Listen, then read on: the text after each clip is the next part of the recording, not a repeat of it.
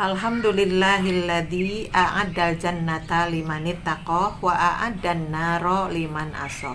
Asyhadu an la ilaha illallah wahdahu la syarikalah wa asyhadu anna Muhammadan abduhu wa rasuluhul ladzi la nabiyya ba'dah.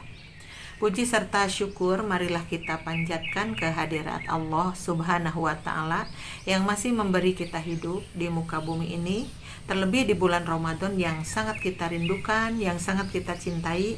Kita masih diberi kesehatan sehingga bisa melaksanakan amalan-amalan kita. Tiada lain kita berharap mudah-mudahan amalan kebaikan yang dilipatkan menjadi 10 daripada hari-hari biasa akan kita miliki semuanya.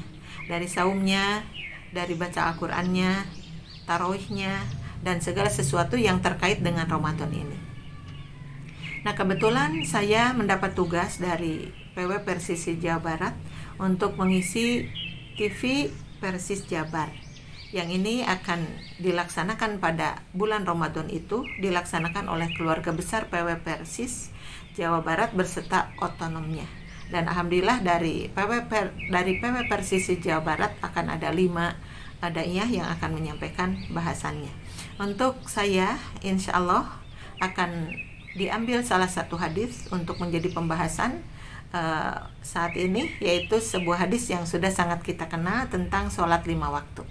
Rasulullah Shallallahu Alaihi Wasallam pernah bertanya kepada para sahabat, digambarkan di dalam salah satu hadis yang diriwayatkan oleh Asy-Syaikhoni, dan nama sahabatnya adalah Abu Hurairah.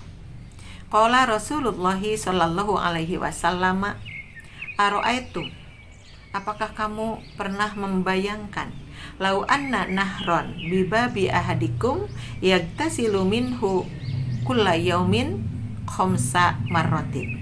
Di dalam hadis ini pertanyaan ditujukan kepada para sahabat yang ada pada waktu itu di hadapan Rasulullah, tentunya karena sebagaimana kita ketahui bahwa Rasulullah itu adalah pemberi ilmu sejati. Dimanapun, kapanpun, beliau selalu mengungkapkan kata-kata yang sekaligus itu menjadi ilmu bagi para sahabat. Untuk kali ini Rasulullah bertanya, memulai obrolannya itu dengan sebuah pertanyaan. Aro'aitum, apakah kamu pernah melihat? Kalau arti asalnya aro'aitum itu apakah kamu pernah melihat? Atau mungkin di sini kita akan bisa mengartikan aro'aitum, apakah kamu pernah membayangkan? Lau anna, andai saja, nahron, ada sebuah sungai, bibabi ahadikum, yang tepat di depan rumah kalian, kemudian yagtasilu minhu kulla yaumin, karena kondisi airnya sangat bening, kemudian membuat kita tergerak untuk mandi di sana, maka orang yang di depan rumahnya itu ada sungai, maka dia mandi di sana.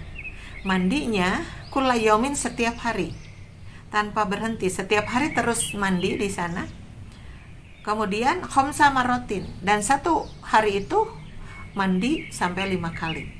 Nah, kalau dalam kenyataan kita mandi tidak sampai 5 kali kan, 2 kali saja cukup. Tapi intinya kalau mandi itu adalah babut toharoh, masuknya ke bab toharoh, yaitu kita membersihkan badan kita. Dengan sholat itu tentunya tidak akan sah tanpa wudhu. Wudhu juga bagian dari babut toharoh, dan diantaranya juga ada bab mandi. Nah, seseorang yang mandi tujuannya apa? Adalah untuk membersihkan badannya dari kotoran-kotoran, dari daki-daki. Orang Sunda bilang menyebutnya daki yang ada di badan itu harus dibersihkan. Nah, kemudian mandi dalam satu hari, dalam kenyataannya 2 kali sudah cukup, pagi dan sore. Tetapi ini mandinya adalah 5 kali di dalam kondisi air yang sangat bening, yang sangat baik. Dan itu tepat sungainya itu ada di depan rumah kita. Sehingga menjadi pertanyaan dari Rasulullah kepada para sahabat, andai saja ada satu sungai yang melintang di depan rumah kalian, kemudian dengan kondisi air yang sangat bagus, yang sangat bening, terus orang itu mandi di sungai tersebut khamsa marratin, sampai 5 kali dalam satu harinya, bahkan ini kulla yaumin, setiap hari. Kemudian ada pertanyaan susulan, a yabqa min daronihi syai'un, apakah masih tersisa kotoran sedikit saja di badan kalian ketika mandi seperti tadi? Atau secara lurusnya, kalau orang mandi 5 kali dalam 1 hari 1 malam di dalam kondisi air yang sangat bening, yang sangat jernih seperti itu, apakah mungkin masih ada kotoran yang menempel di badannya? Begitu. Karena tujuan dari mandi itu sendiri adalah membersihkan badan. Tapi kita harus ingat bahwa mandi juga macam-macam. Ada mandi yang benar-benar, mandi itu adalah mandi yang sebenarnya. Ada juga mandi asal-asalan. Ketika seseorang mandi tapi menggunakan waktu yang sebentar, maka mandinya itu cukup. Kalau orang Sunda mah menyebutnya adalah gebras-gebrus tanpa bersih-bersih apapun. Karena kita tahu ketika kita membersihkan badan kita itu, maka ada sabun pembersih untuk badan, ada membersihkan rambut, kita menyebutnya sampo, membersihkan gigi, kita menyebutnya pasta gigi dengan sikatnya tentunya, dan seluruh badan kita itu dibersihkan dengan alat-alat pembersih itu. Nah, ada orang yang ketika mandinya cukup lama, kemudian apik ya, dari atas, dari kepala sampai ke bawah itu dibersihkan semuanya. Sehingga ketika dia selesai dari mandinya tuh benar-benar yang namanya kotoran itu lenyap saja semuanya, karena mandinya tadi dengan mandi yang sebenar-benarnya. Tapi istilahnya ya ada mandi papatong. Orang Sunda lagi yang ngomongnya mandi papatong, capung ya. Ketika capung itu mandi, dia cuma mengenakan sebagian tubuhnya saja ke air, kemudian lepas lagi dari situ. Nah, adakah manusia yang mandi seperti itu? Mungkin ada.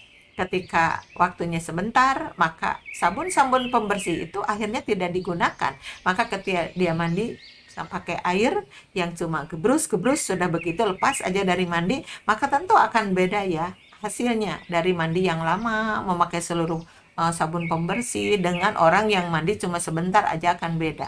Kalau kita gambarkan dengan sholat pun seperti itu, maka istilahnya kita akan mendengar ada sholat khusyuk, ada sholat yang tidak khusyuk gitu ya. Sholat khusyuk pasti akan menghasilkan banyak pahala, tapi sholat yang tidak khusyuk jangan-jangan pahalanya akan hilang.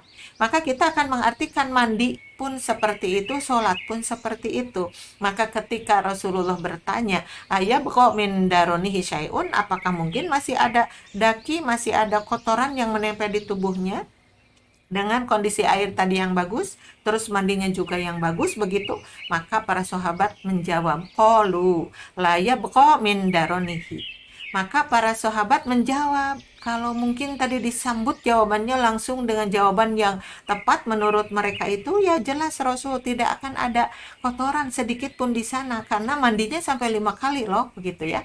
Kalau biasanya tadi cukup 2 kali, ini sampai 5 kali dalam 1 hari 1 malam, ya jelasnya tidak ada kotoran yang menempel di tubuhnya. Itulah jawaban dari para sahabat, begitu. Nah, sesudah dijawab seperti itu, faqala, Rasulullah menjawab lagi, dalika kasolawatil khamsi ya. Dalika kasolawatil khamsi. Itulah seperti sholat 5 waktu katanya. Seperti sholat 5 waktu. Jadi cuman kalau nanti kita ditanya, kalau mandi itu lebih ke membersihkan badannya ya, badannya, tapi kalau sholat itu lebih membersihkan kepada batiniah. Artinya karena kita itu terbatas dengan 2 bagian, ada bagian luarnya, ada bagian dalamnya ya. Bagian luarnya biasa kita menyebutnya raga, ada juga jiwa. Raga di luar, jiwa di dalam gitu. Nah, yang paling pas untuk menjawab apakah sholat itu membersihkan bagian luarnya ataukah bagian dalamnya, kemungkinan dua-duanya juga, karena orang yang mau sholat itu harus bersih dari najis ya, harus bersih dari kotoran apapun itu, makanya tidak sah sholatnya tanpa wudhu. Dan wudhu itu ya sesudah mandi ada wudhu, begitu. Berarti yang namanya sholat itu harus bersih badannya dari kotoran dan najis. Tapi ketika dibahas tentang sholat itu tujuannya untuk apa? Ada jawabannya adalah tanha anil fahsya'i wal munkar. Kalau orang melakukan sholatnya dengan baik, yakni sholat khusyuk itu tepat waktunya, tepat kaifiatnya, kemudian cara melaksanakan sholatnya baik-baik saja dari mulai bacaan sampai mengamalkan sholat itu sendiri, maka tanha anil fahsya'i wal munkari, dan itu akan melenyapkan kita dari fahsya dan munkar. Itu adalah tujuan dari sholat itu sendiri. Nah, kembali kepada yang tadi ya, ditambah di belakangnya gitu, ketika Rasulullah menyebutkan bahwa itulah orang yang seperti mandi 5 kali. di dalam satu hari itu adalah dibandingkan dengan orang yang sholat 5 kali dalam sehari semalamnya. Nah, kita sholat melakukan itu kecuali ya untuk para wanita yang dalam keadaan terlarang untuk sholat, yaitu karena mendapatkan haid, karena dalam keadaan nifas, maka disebut-sebut oleh Rasulullah itu kanatin nufasa'u tajlisu ala ahdi Rasulillahi arba'ina yauman.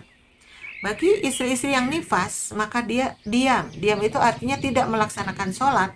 Tidak melaksanakan sholatnya karena itu memang perintah dari Rasulullah Shallallahu Alaihi Wasallam. Arba'ina yauman, sampai ke batasan 40 hari. Jadi batas terakhir untuk istri yang nifas itu berhenti dari sholatnya, berhenti dari saumnya, begitu sampai 40 hari. Karena sesudah 40 hari mereka dinyatakan sehat kembali, maka diperintah lagi untuk sholat dan yang lainnya. Nah, tadi untuk perempuan yang sudah lepas, untuk wanita yang sudah lepas dari haid, dari nifas, berarti setiap hari seperti yang dilakukan oleh para kaum laki-laki seperti itu ya. Nah, kembali kepada yang tadi, ketika Rasulullah sudah menjelaskan bahwa orang yang melakukan sholatnya sangat baik, maka akan menghapus seluruh dosa-dosanya. Nah, di bawah disimpulkan yamhu bihinallahu al-khotoya, yamhu bihinallahu al-khotoya. Benar adanya katanya, orang yang mandi 5 kali itu seperti orang yang sholat 5 waktu dalam sehari semalamnya dengan sholat kondisi yang baik, dikatakan adalah sholatnya husu, maka yamhu bihinnallahul khotoya. Maka dengan sholat 5 waktu itu, Allah subhanahu wa ta'ala akan menghapus al-khotoya, kesalahan-kesalahan yang dilakukan oleh orang tersebut. Bahagia bagi kita, bagi orang muslim yang diperintah untuk melaksanakan sholat, cuman kita tinggal meningkatkan ya kebaikan dari sholat itu sendiri, karena kita ya pernah merasakan atau mungkin sering bahwa kita juga sholat tetapi kehusuannya agak susah. Nah, itu tadi makanya mandi juga ada mandi yang benar, ada mandi yang tidak benar. Sholat pun seperti itu. Maka diharapkan di bulan Ramadan ini kita sholatnya pasti tambah banyak porsinya. Ada sholat wajib tadi yang 5 waktu, kita tambahkan juga dengan Qiyamul Lail yang kita menyebutnya adalah taraweh pada bulan Ramadan itu. Dan untuk semangat kita pada bulan Ramadan itu beda dengan bulan-bulan yang lainnya. Kita tahajud juga di bulan yang lain, tapi untuk di bulan Ramadan ini tentu semangatnya sangat beda, karena kita ingin sekali bahwa ibadah kita di bulan Ramadan ini benar-benar menghasilkan pahala yang sangat besar dengan dilipatkan 10 kali dari hal-hal yang lain atau dari ibadah-ibadah yang lainnya. Mudah-mudahan sholat tarawehnya, sholat duhanya, sholat sunat-sunat yang lainnya menjadikan kita semakin bersih dari seluruh kesalahan kita. Dan yang terbaik, kita akan mengharap juga dari bulan Ramadan kita bisa mencapai malam Lailatul Qadar dengan jaminan-jaminan yang luar biasa. Dan untuk itu mudah-mudahan Allah subhanahu wa ta'ala memberikan kekuatan, kesabaran kepada kita, kesungguhan kepada kita untuk mencapai kebaikan tersebut. Amin ya Rabbal Alamin. Itu saja yang bisa saya sampaikan pada kesempatan ini, mudah-mudahan ada manfaatnya. Rabbana hablana min azwajina wa dzurriyyatina qurrata a'yunin waj'alna lil muttaqina imama. Rabbana atina fid dunya hasanah wa fil akhirati hasanah wa qina adzabannar. Aqulu qauli hadza wa astaghfirullaha li wa lakum. Wassalamu alaikum warahmatullahi wabarakatuh.